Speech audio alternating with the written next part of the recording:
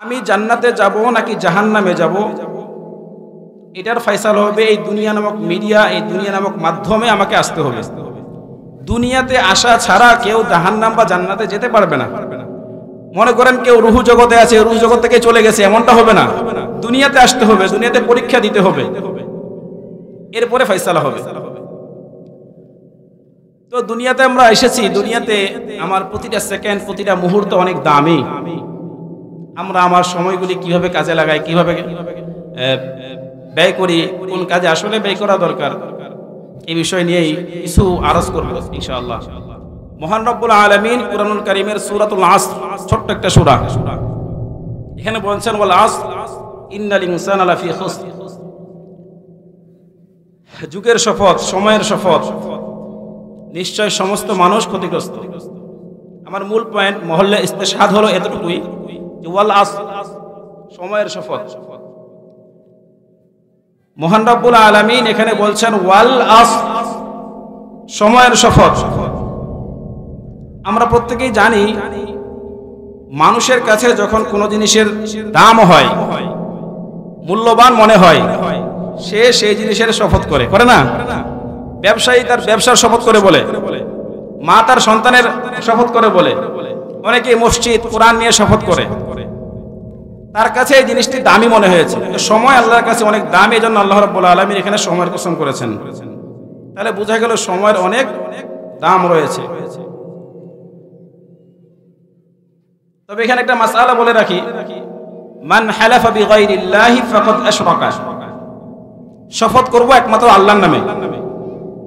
ওয়াল্লাহি আর রহমান, এরকম অনেকগুলি শব্দ আছে কিতাবুল আইমানের ভিতরে, ফিকহি অনেক কিতাব আছে, এর মধ্যে পাবেন।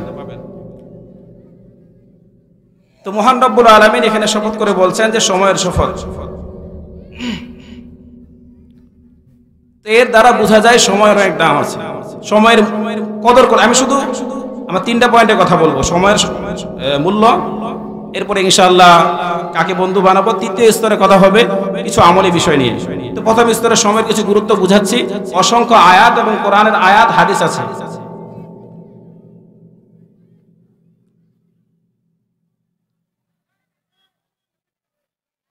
মহান রব্বুল আলামিন অনেক জায়গায় খেয়েছেন, রাসূল সাল্লাল্লাহু শপথ খেয়েছেন, রাসূল সাল্লাল্লাহু আলাইহি ওয়াসাল্লামের অসংখ্য হাদিসের প্রমাণ। রাসূল সাল্লাল্লাহু আলাইহি ওয়াসাল্লাম মুত্তাফাকুন আলাইহি, বুখারী মুসলিমের রওয়ায়াত, রাসূল বলেন নি'মাতানি মাগবুনুন ফীহিমা কাসীরুম মিনান নাস আস-সিহহাতু ওয়াল ফারাগ, যে মানুষ 2টা জিনিস নিয়ে অনেক গাফেল, সুস্থতা, অবসরতা। মানুষ সুস্থ থাকে কিন্তু কদর বোঝে না, অসুস্থ হয়ে গেলে বোঝে। অবসর থাকে এই সময় কদর বোঝে না, যখন ব্যস্ততা বেড়ে যায় তখন আর ইবাদতের সুযোগ হয় না বা সময় দিতে পারে না। তো 2টা জিনিস মানুষ গাফেল, as-sihhat wal farag। আমার ভাইরা, আমার বন্ধুগণ, রাসূল সাল্লাল্লাহু আলাইহি ওয়াসাল্লাম, বুখারী মুসলিমের আয়াত, রাসূল বলছেন নি'মাতানি মাগবুনুন ফীহিমা কাসীরুম মিনান নাস, এমন 2টি নিয়ামত রয়েছে, এমন 2টি নিয়ামত আছে যেই নিয়ামতের ব্যাপারে মানুষ গাফেল। 1 নম্বরে সিহাহ, সুস্থতা। যখন মানুষ অসুস্থ হয়ে যায় তখন বুঝতে পারে সুস্থতার কদর কত। তো সুস্থতা যখন আমার রয়েছে তখনই আমার ইবাদত করা উচিত। 2 নম্বর আল ফারাগ, অবসরতা। যখন মানুষ অবসর থাকি, সময়গুলি বেহুদা নষ্ট করে দেয়, এজন্য আমার উচিত হলো এই অবসরকে কাজে লাগানো। ব্যস্ততার পূর্বে বাইহাকির আরেক হাদিস আমি বলছি, সেখানে রাসূল সাল্লাল্লাহু আলাইহি ওয়াসাল্লাম বলেন ইগতানিম খামসান ক্বাবলা খামসিন, ও দুনিয়ার মানুষ, 5টা জিনিসের পূর্বে তোমরা 5টা জিনিসের কদর করো। কয়টা জিনিস? 5টা জিনিস। রাসূল সাল্লাল্লাহু আলাইহি ওয়াসাল্লাম বলেন ইগতানিম খামসান ক্বাবলা খামসিন, শাবাবাকা ক্বাবলা হারামিক, তোমার বার্ধক্য আসার পূর্বে তোমার যৌবনকালকে তুমি কাজে লাগাবা। সিহাতাকা ক্বাবলা সাকমিক, যখন তুমি সুস্থ আছো তোমার অসুস্থ আসার পূর্বে সুস্থতাকে কাজে লাগাও। ফারাগাকা ক্বাবলা শুগলিক, যখন তুমি তোমার সময় ফারাক পেয়েছো, সময় ফারাক রয়েছে, অবসর রয়েছে, এই ব্যস্ততা আসার পূর্বে তুমি তোমার অবসরটাকে কাজে লাগাও। তিনটা। 4 নম্বর রাসূল সাল্লাল্লাহু আলাইহি ওয়াসাল্লাম বলেন, হায়াতাকা ক্বাবলা মাউতিক, তোমার হায়াতকে কাজে লাগাও, তোমার হায়াতকে কাজে লাগাও মৃত্যু আসার পূর্বে। ওয়া গিনাকা ক্বাবলা ফাকরিক, এখন ধন সম্পদ আছে, দান করো দরিদ্রতা আসার পূর্বে। এখানেও সময়ের মূল্য আল্লাহ রাসূল বুঝাইছেন। আবু দাউদের আরেক বর্ণনায় রাসূল সাল্লাল্লাহু আলাইহি ওয়াসাল্লাম বলেন, আমারু উম্মতি বাইনা 60 ওয়া 30 ওয়া আকাল্লুহুম মান ইয়াজুজু যালিক, যে আমার উম্মতের গড় হায়াত হলো 60 থেকে 70 বছর। খুব কম মানুষ এমন রয়েছে যারা এই 60-70 বছরকে অতিক্রম করে যেতে পারে, খুব কম। তো আমার উম্মতের বয়স হলো 60 থেকে 70 বছর। এখানেও সময়ের গুরুত্ব রাসূল সাল্লাল্লাহু আলাইহি ওয়াসাল্লাম বুঝাচ্ছেন। এখন অসংখ্য আয়াত হাদিস রয়েছে, শুধু আমি দুইটা আকলি দলিল দিব, যুক্তির দলিল। চিন্তা করবেন আল্লাহ রাব্বুল আলামিন সময়কে কেমনে গুরুত্ব দিয়েছেন। যদি এক নম্বরে আমরা যদি কোরআনের আহকাম দেখি, কোরআনের আহকাম, সালাত, নামাজ, মহান রাব্বুল আলামিন বলেন, ইন্নাস সালাতা কানাত আলাল মুমিনিনা কিতাবাম মাওকুতা, নিশ্চয় আমি নামাজ কি মুমিনদের উপর যথা সময়ে ফরজ করেছি। জোহরের সময় ফজরের নামাজ হবে না, ফজরের সময় জোহরের নামাজ হবে না। মহান রব্বুল আলামিন এখানে সময়ের গুরুত্ব দিয়েছেন।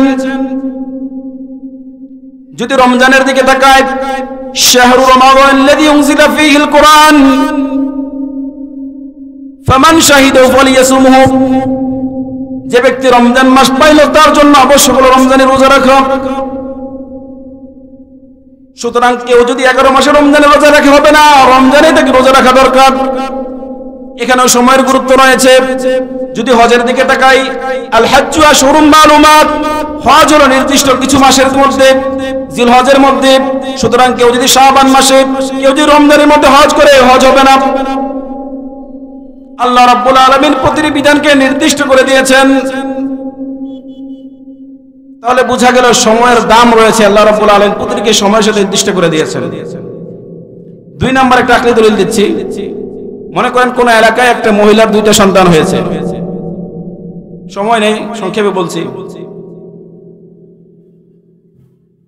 তো প্রথম সন্তান পেট থেকে মৃত বের হয়েছে, পরক্ষণেই আরেকটা সন্তান জন্ম দিয়েছে।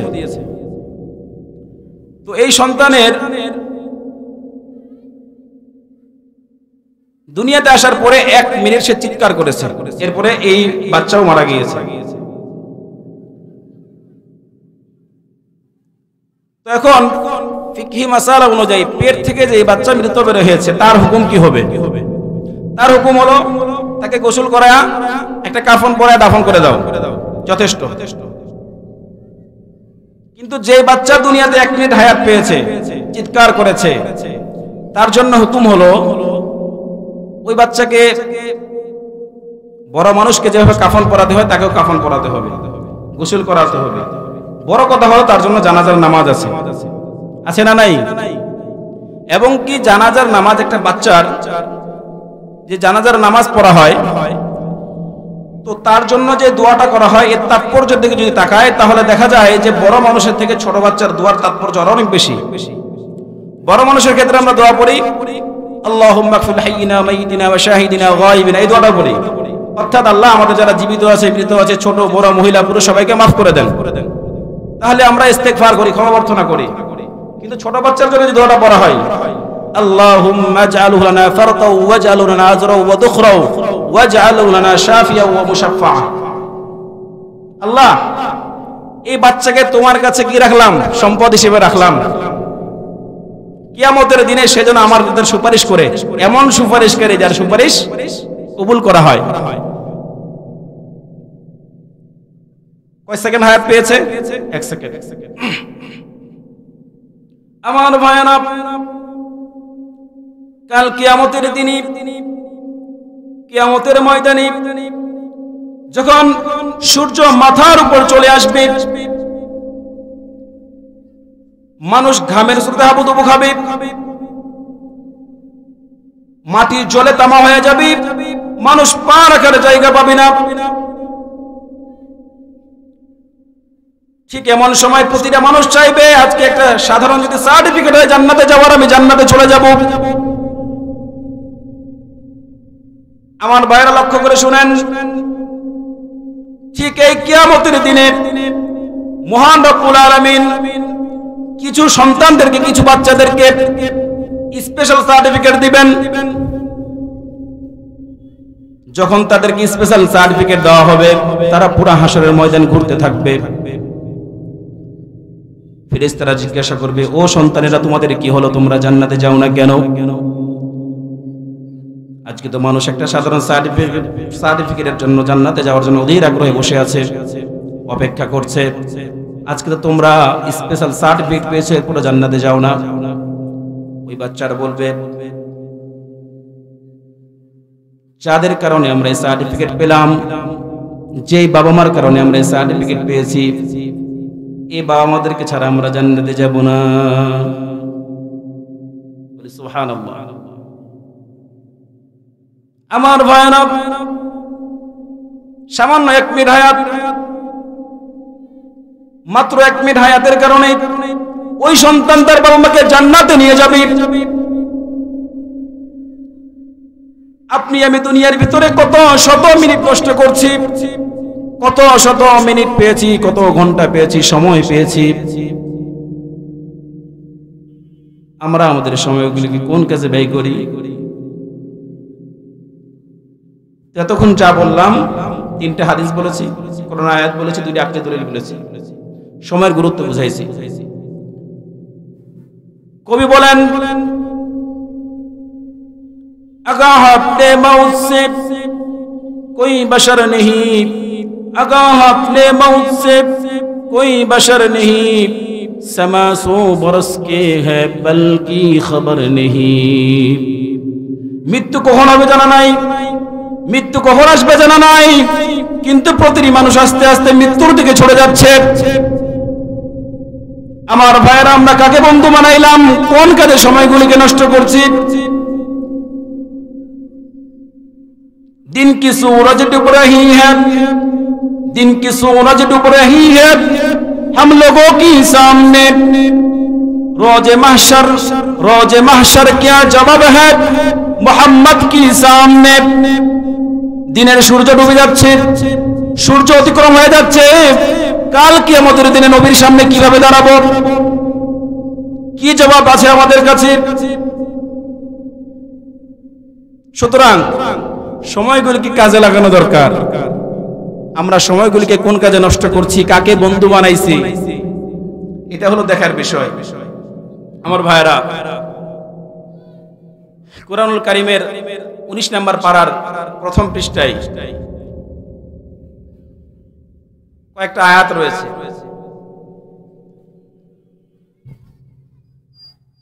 ইয়া ওয়াইলাতা লাইতানি লাম আত্তাখিয ফুলালান খলিলা লাকাদ আযাল্লানি আনিদ যিকরি বা'দা ইয জাআনি।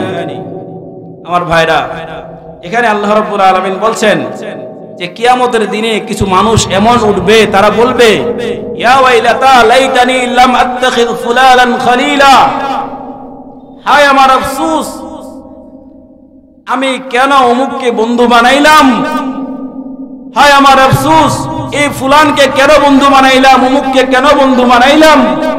লাকাদ আযাল্লানি, আমার বন্ধু তো আমাকে গোমরা করে ফেলেছে, বা'দা ইয জাআনি, আমার কাছে হেদায়েতের কথা আসার পরেও। কি বুঝলেন? কিয়ামতের দিনে কিছু মানুষ এমন উঠবে যারা বলবে আমার বন্ধু আমাকে গাফেল করেছে, হেদায়েতের কথা আমার কাছে এসেছিল, নসিহত করনেওয়ালা এসেছিল, আমার বন্ধু আমাকে টান দিয়ে নিয়ে গিয়েছে, কথা শুনতে হবে না। এরকম মানুষ কাল কিয়ামতের দিনে আফসোস করবে।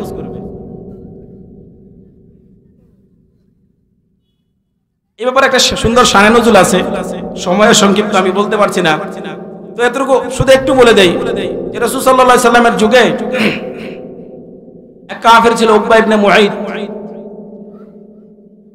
তো সে রাসূল সাল্লাল্লাহু আলাইহি ওয়াসাল্লামকে একবার দাওয়াত করেছে, ইয়া রাসূলুল্লাহ আমার বাড়িতে আসবেন, আপনার দাওয়াত। তো রাসূল সাল্লাল্লাহু আলাইহি ওয়াসাল্লাম বললেন, উকবা তুমি মুসলমান হও, তাহলে তোমার বাড়িতে আমি দাওয়াত কবুল করব। তো রাসূল সাল্লাল্লাহু আলাইহি ওয়াসাল্লাম দাওয়াত খেয়েছেন। এই উকবার ছোটবেলার বাল্যকালের বন্ধু ছিল উমাইয়া ইবনে খালফ, যে বেলাল রাদিয়াল্লাহু কষ্ট দিচ্ছিল।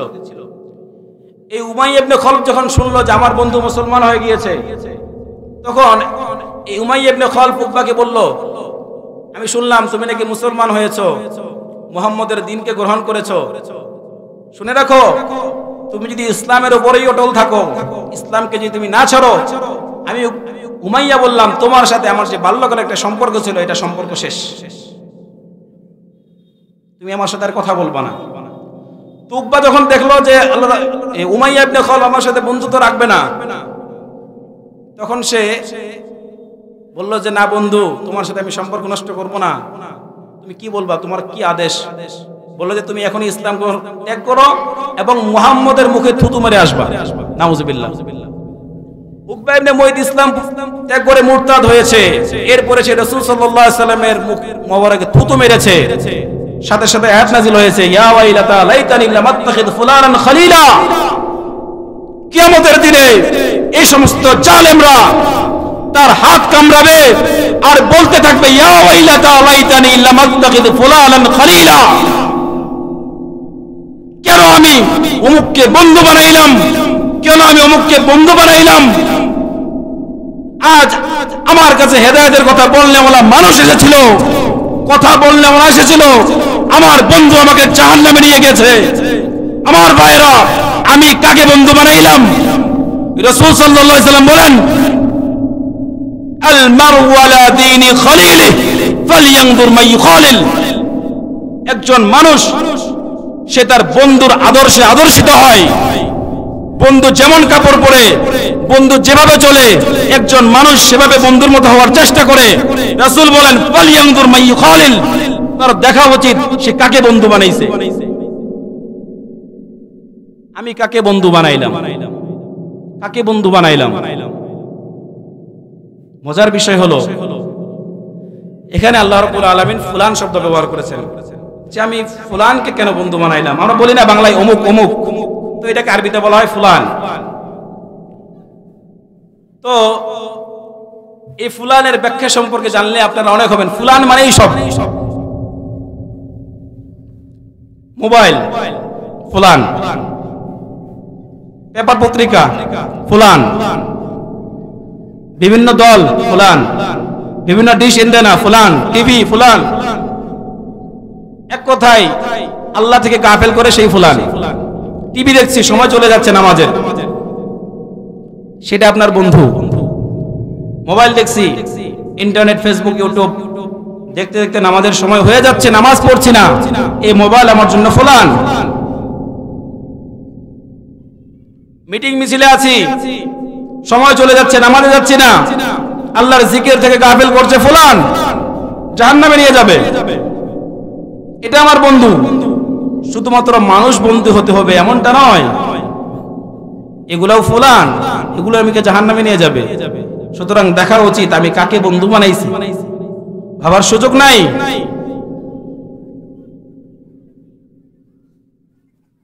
এজন্য আমি কাকে বন্ধু বানাইলাম।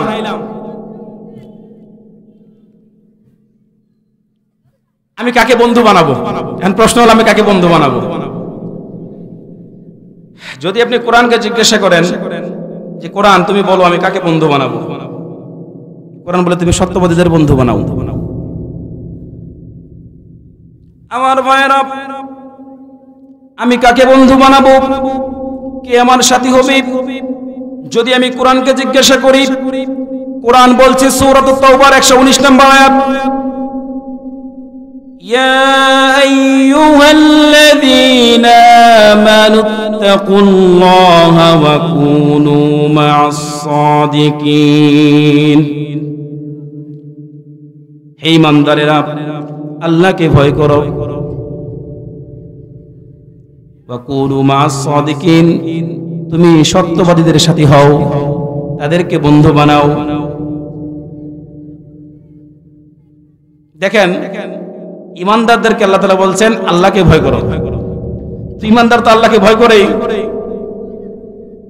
তারপরে আল্লাহ তাআলা বলছেন ঈমানদাররা তোমরা আল্লাহকে ভয় করো। তো বিভিন্ন তাফসিরে জালালাইন, তাফসিরে কাবির, তাফসিরুল কুরআনুল আযীম, ইবনে কাসির নামে পরিচিত সমস্ত তাফসিরে আপনি যদি এটা তাফসির খুঁজেন, তো ঈমানদাররা আল্লাহকে ভয় করবে এর অর্থ কি দেখবেন এখানে লেখা আছে দুম আলা তাকওয়া। তুমি তো আল্লাহকে ভয় করো, এই ভয়ের উপরে অটল থাকো, এই ভয় যেন তোমার থেকে না চলে যায়, মৃত্যু পর্যন্ত আল্লাহর ভয় নিজের ভিতরে রাখো।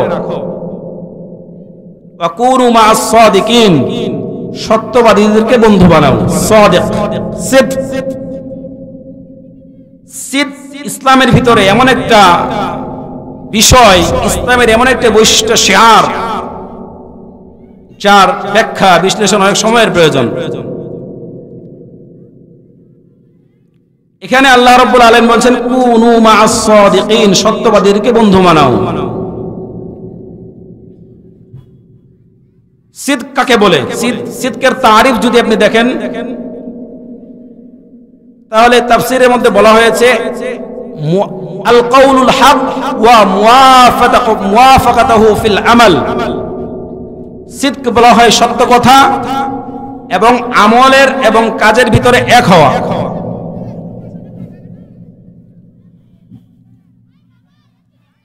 মুনাফিকদের একটা খাসলত ছিল, তারা বলে একটা করে আরেকটা, কিন্তু সিদক যার ভিতরে থাকবে তার কথা এবং কাজ সমান হবে।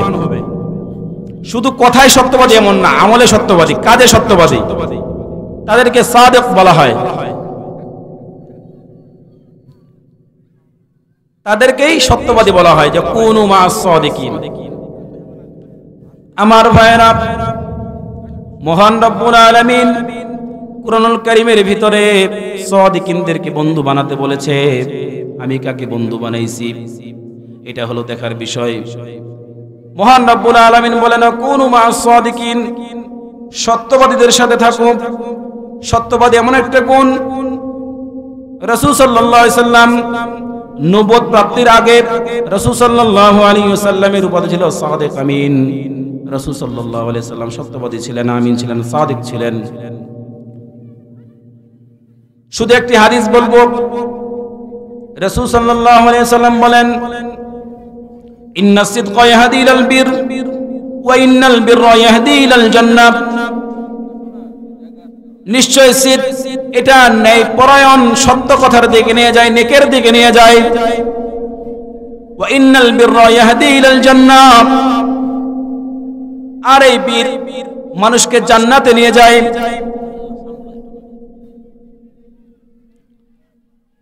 ওয়া ইন্নার রাজুলা লা ইউসাদ্দিকু হাত্তা ইউকতাবা ইনদাল্লাহি সিদ্দিকা। আর একজন ব্যক্তি যখন সত্য কথা বলে, হাত্তা ইউকতাবা ইনদাল্লাহি সিদ্দিকা, ওই ব্যক্তিকে আল্লাহর কাছে সিদ্দিক বলা হয়। একটা ব্যক্তি যখন সত্য কথা বলতে থাকে, বলতে বলতে বলতে বলতে একটা পর্যায়ে ফেরেশতাদের খাতায় তাকে সত্যবাদী বলা হয়।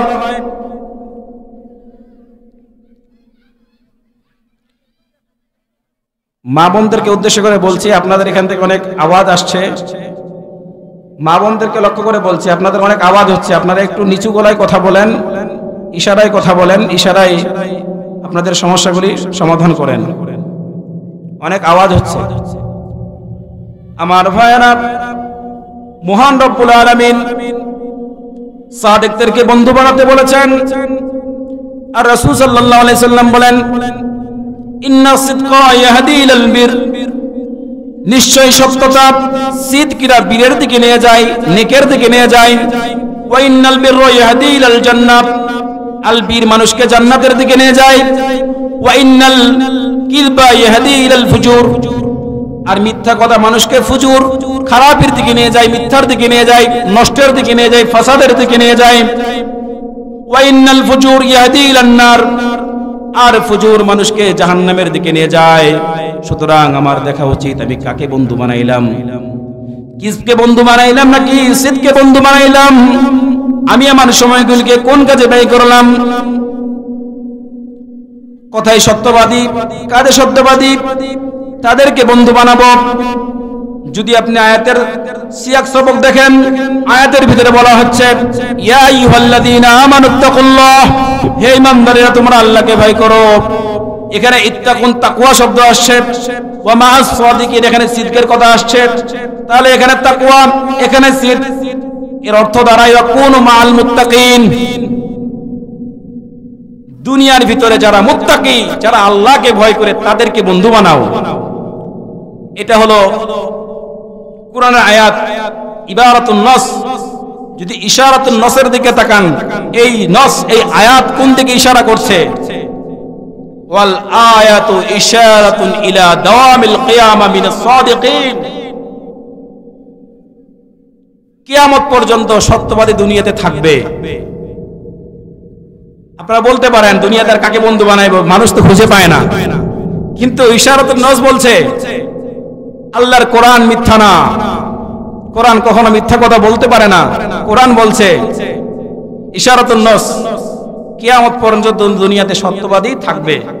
খুঁজে খুঁজে সত্যবাদীদেরকে বন্ধু বানাও, সময়গুলিকে কাজে লাগাও, নেক পরিবেশে থাকো, নেক পরিবেশে যাও, নেক পরিবেশ তৈরি করো, ঈমান রক্ষা পাবে। একজন আরবি ব্যক্তি রাসূল সাল্লাল্লাহু আলাইহি ওয়াসাল্লামের কাছে এসেছে, বলছে ইয়া রাসূলুল্লাহ, আমার তো জিনার অভ্যাস আছে, আমার তো মদ খাওয়ার অভ্যাস আছে, আমার তো চুরি করার অভ্যাস আছে, আমি যদি ইসলাম গ্রহণ করি আমি একটাও ছাড়তে পারবো না। সুতরাং একটা আদেশ দেন। যদি আমি যে কথাটা বলছি সূরা দাউদ 119 নম্বর আয়াতের তাফসীরে কাবীর, আল্লামা ফখরুদ্দিন রাজি রাহমাতুল্লাহি আলাইহির তাফসীরে কাবীরের ভিতরে ঘটনা নিয়ে আসছেন, এই হাদিসটা নিয়ে আসছেন। তো ওই ব্যক্তি বলছে যে ইয়া রাসূলুল্লাহ, আমার এগুলির অভ্যাস রয়েছে। তো রাসূল সাল্লাল্লাহু আলাইহি ওয়াসাল্লাম বলেন যে তুমি শুধু একটা কাজ করবা, তুমি সত্য কথা বলবা, বাকি সব করো। তো লোকটা ইসলাম গ্রহণ করেছে, সাহাবী হয়েছেন, বন্ধু বানাবো।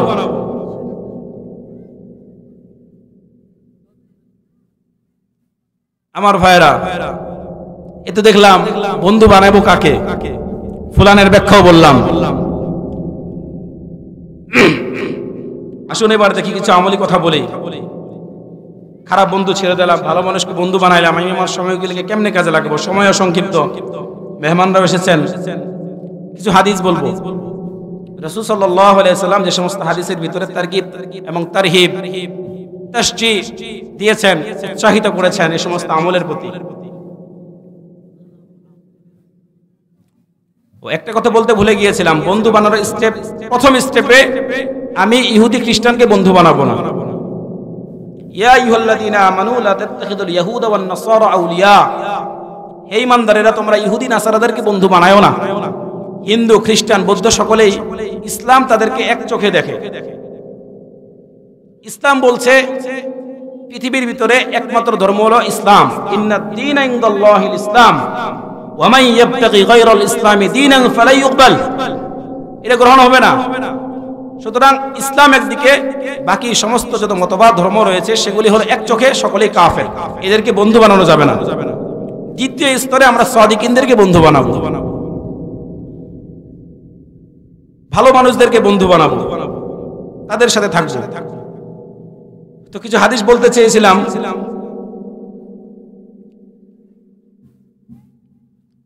দেখুন, মহান রব্বুল আলামিন যে সমস্ত ইবাদতগুলি দিয়েছেন, এর ভিতরে শুধুমাত্র এমন একটি ইবাদত রয়েছে যেটা সর্বদা করা যায়।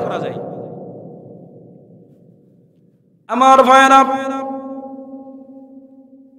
ইসলামী হাকামের ভিতরে, কোরআন সুন্নাহর ভিতরে যে সমস্ত ইবাদতগুলির কথা আল্লাহ রাব্বুল আলামিন বলেছেন, তার ভিতরে এমন একটি ইবাদত রয়েছে যেটা সর্বদা করা যায়।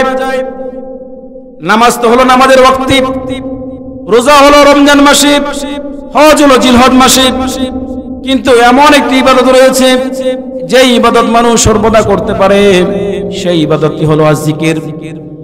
আল্লাযীনা ইয়াযকুরুনা আল্লাহা কিয়ামান ওয়া কুউদান ওয়া আলা জুনুবিহিম ওয়া ইয়াতাফাক্কারুনা ফি খালকিস সামাওয়াতি ওয়াল আরদ।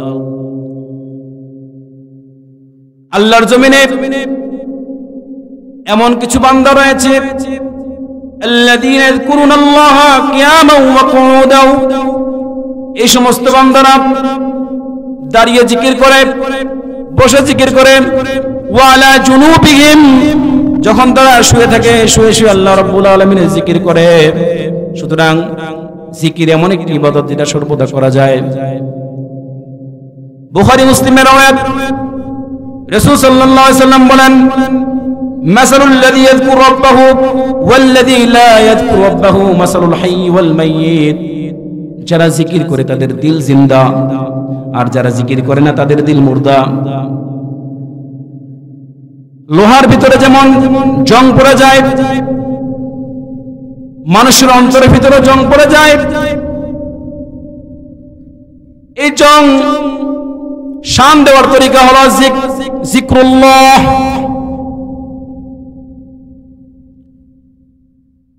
জিকির একটি নফল ইবাদতের মতো, নফল ইবাদত। সহিহ বুখারীর বর্ণনা, লম্বা এক হাদিস, রাসূল সাল্লাল্লাহু আলাইহি সাল্লাম বলেন, মান আদালি ওয়ালিয়ান ফাকাদ আযানতুহু বিল হারব। যে ব্যক্তি আমি আল্লাহর বন্ধুদের সাথে, ওলিদের সাথে শত্রুতা পোষণ করল, আলেম ওলামাদের সাথে শত্রুতা পোষণ করল, ফাকাদ আযানতুহু বিল হারব, আমি আল্লাহ তার বিরুদ্ধে যুদ্ধের ঘোষণা দিলাম। ওয়ামা তাকাররাবা ইলাইয়া আবদি মিম্মা ইফতারাতু আলাইহি, আর আমার বান্দা আমার নৈকট্য অর্জন করবে যে সমস্ত আমলের বিনিময়ে, সেটা হলো মিম্মা ইফতারাতু আলাইহি, আমি তার উপর যে সমস্ত ইবাদতগুলি ফরজ করেছি এগুলির মাধ্যমে। ওমা ইয়াযালু আবদি ইয়াতাকাররাবু ইলাইয়া বিন নওয়াফিল, আর আমার বান্দা আমার নিকটবর্তী হয় নফল ইবাদতের মাধ্যমে। হাত্তা উহিব্বুহু, যখন বান্দা নফল ইবাদত করে আমি আল্লাহ ওই বান্দাকে ভালোবাসতে শুরু করি। ফাইদা আহাব্বতুহু কুনতু সামাহুল্লাযী ইয়াসমাউ বিহি, যখন আমি কোনো বান্দাকে ভালোবেসে ফেলি তখন বান্দা যে কান দিয়ে শুনে আমি আল্লাহ তার কান হয়ে যায়। ওয়াদাহুল্লাতী ইয়াবতাশু বিহা, আমি তার হাত হয়ে যায় যে হাত দিয়ে সে কাজ করে। ওয়ারিজলুহুল্লাতী ইয়ামশি বিহা, এবং আমি আল্লাহ তার পা হয়ে যায় যেই পা দিয়ে সে চলতে থাকে। ওয়া ইন সাআলানি লা আতাইতুহু, যখন বান্দা আমার কাছে কোনো জিনিস চাই আমি বান্দাকে দিয়ে দেই। ওয়া ইন ইসতাআদানি, যখন বান্দা আমার কাছে কোনো জিনিস থেকে প্রার্থনা চায় আমি বান্দাকে দিয়ে দেই। লা আতাইতুহু লা উইস্তুহু। তো যিকরুল্লাহ এটা নফল ইবাদত, আল্লাহর জিকির করব, আমরা আল্লাহ তাআলার জিকির করব। রাসূল সাল্লাল্লাহু আলাইহি ওয়াসাল্লাম জিকিরের প্রতি কত তারগিব দিয়েছেন। আমার ভাইরা, আমরা জিকিরের প্রতি মনোযোগী হব, যিকরুল্লাহকে সাথী বানাবো। যদি আমি যিকরুল্লাহকে সাথী বানাই তাহলে আমার অবস্থা সেরকম হবে। আমার বন্ধুগণ, জান্নাতীরা জান্নাতে যাওয়ার পরে যখন জান্নাতীরা জান্নাতে চলে যাবে কোন জিনিসের আফসোস থাকবে না।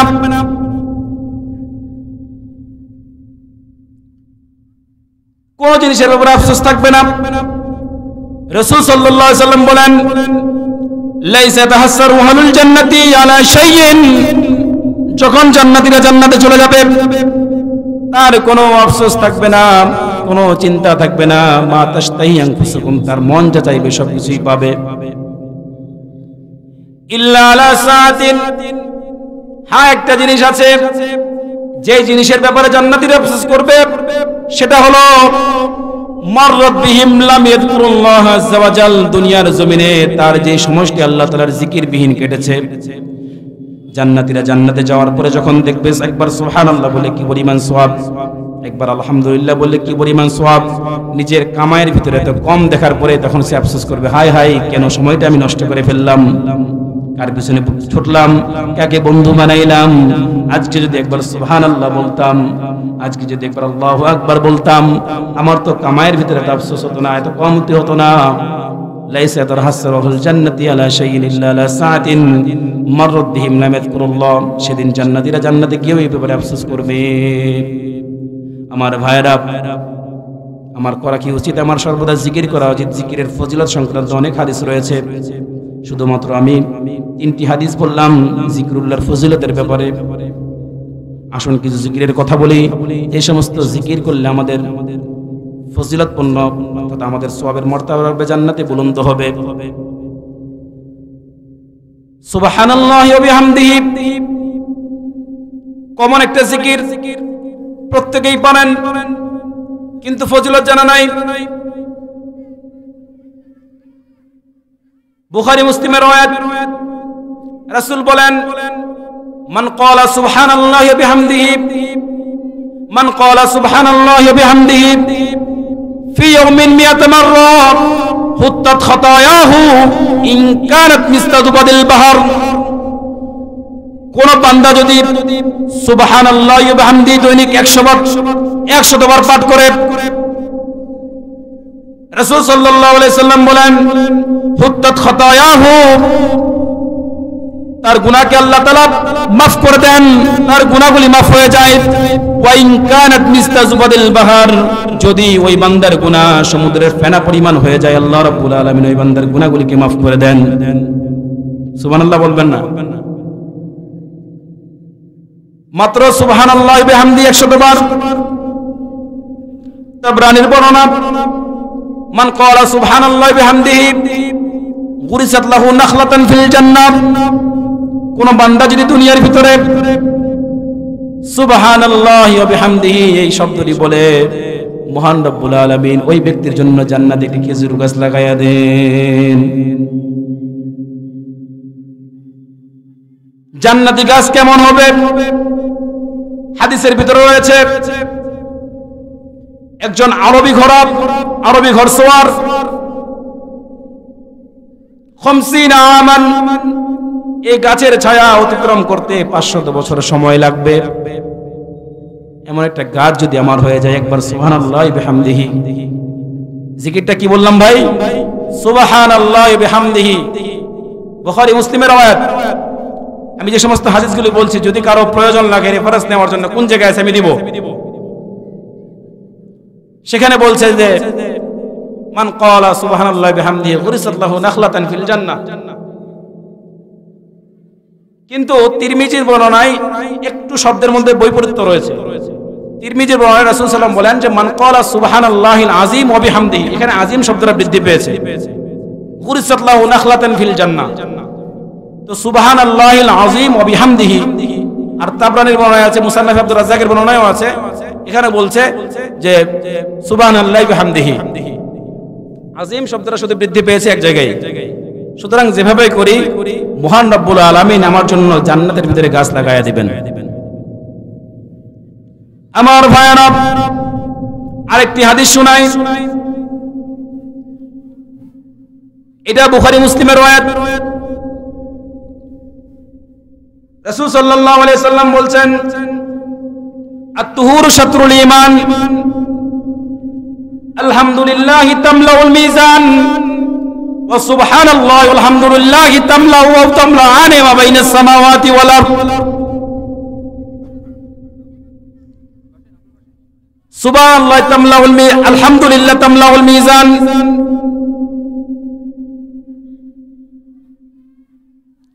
যখন কোন বান্দা একবার সুবহানাল্লাহ বলে, একবার আলহামদুলিল্লাহ বলে, আল্লাহ রাব্বুল আলামিন তার জন্য জান্নাতের ভিতরে, তার মিজানের ভিতরে আল্লাহ রাব্বুল আলামিন নেকি দ্বারা ভর্তি করে দেন। ওয়া সুবহানাল্লাহি ওয়াল হামদুলিল্লাহি তামলাউ মা বাইনাস সামাওয়াতি ওয়াল আরদ। যখন কোন বান্দা সুবহানাল্লাহ বিহামদি বলে, আল্লাহ রাব্বুল আলামিন এই আসমান এবং জমিনের ভিতরে যত ফাঁকা জায়গা আছে নেকি দ্বারা ভর্তি করে দেন।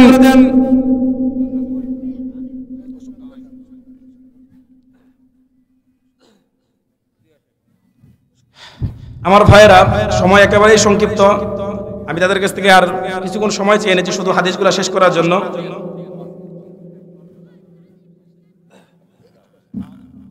শুধু দুইটা জিকিরের কথা বললাম, সুবহানাল্লাহি বিহামদিহি একটা, সুবহানাল্লাহ আলহামদুলিল্লাহ একটা জিকির, আরেকটা জিকির হলো লা হাওলা ওয়ালা কুওয়াতা ইল্লা বিল্লাহ। রাসূল সাল্লাল্লাহু আলাইহি ওয়াসাল্লাম মুসা আল আশআরী রাদিয়াল্লাহু তাআলাকে বলেছিলেন, আলা আদুল্লুকা আলা কানজিম মিন কুনুজিল জান্নাহ, যে আমি কি তোমাকে কুনুজে জান্নাত সম্পর্কে বলবো, আর জান্নাতের ধনভাণ্ডার কি? বলি বালা ইয়া রাসূলুল্লাহ, ক্বালা লা হাওলা ওয়ালা কুওয়াতা ইল্লা বিল্লাহ। আর আরেক হাদিসের ভিতরে রয়েছে আলা আদুল্লুকা আলা বাবিন মিন আবওয়াবিল জান্নাহ, আমি তোমাকে জান্নাতের কোন দরজা সম্পর্কে বলবো, বালা ইয়া